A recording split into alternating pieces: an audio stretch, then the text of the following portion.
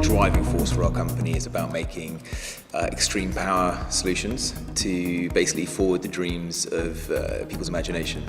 From things like the Martin Jetpack, which I think is used on the cover of SOLIDWORKS on the 2015 edition, through to things like generator sets for all sorts of applications across the world. So we started off making paramotors, which are backpack aircraft, and one of the paramotors created was to fly over Everest with a chap called Bear Grylls, and they did that on a Discovery Channel program, and it just so happened that engine they created for doing that documentary was what most of the aviation industry was looking for.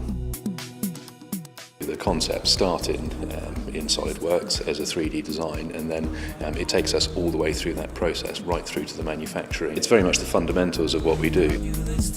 We really started moving into buying SOLIDWORKS about 4 years ago, and now I think we've got 11 seats in Rotron and several different seats across different companies, from our flying car to Parajet and the research companies. And at the time we were using AutoCAD. It was slightly chaotic, but the packages that SOLIDWORKS had, like for example the EDPM system, it future-proofed us in the way we could drop bombs that were all traceable throughout the whole system into our MRP system. It allowed us to move forwards and really create a system that was then AS9100, and so we could be certified for the types of Boeing, Lockheed Martin, who need that kind of certification case on their design work.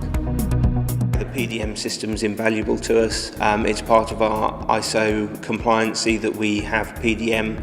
It controls all of the drawings and all of the models, so it helps us check revisions and keep track of any changes that we do throughout the design process. And if you have the likes of Boeing coming in to audit you, they want to see it produced in a second. So that is a real time saver. They haven't got to go wade through files and files of paperwork. You can press one button and they can get the full audit trail for the design work. I think there's lots of business successes we can contribute to SOLIDWORKS in terms of for us to go out and tender for work. We can throw together concepts very quickly, and it allows us to be very flexible and go out and win contracts that we otherwise wouldn't have had. We can actually visualise what we want to sell, and for that reason it's very good. It definitely allows you to do things that possibly on paper you're not really getting a real scale of things, so you can see tolerances much more easily. It definitely reduces the risk of error. The major challenge is it comes down to test. And this is where FMEA, where the different stress analysis processes in SOLIDWORKS actually saved a lot of time. It's definitely driven down test costs. The simulation is vital to us now. The modelling and simulation of rotary engines is very, very difficult. The dynamics and the heat that's going through the actual engines. For example, the shaft, we've done a lot of work on that recently, and we've got more longevity out of it, so we've given ourselves a better advantage over our competitors in that our engines are now more durable. SOLIDWORKS has definitely had an impact on our competitive advantage across the market. We need to make our components really lightweight, and so we can use the FEA facilities to pare back the design as much as possible.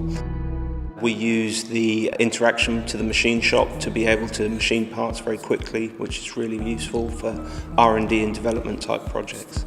Composer's fantastic for doing build manuals and operations manuals, because you can take the direct CAD data, use those images to create build sheets, which is just such a great aid for the assembly technicians on the floor. We're starting to use Composer for our live production, and the more flexibility you have in production, the faster you can produce, the less expensive it is to produce a product.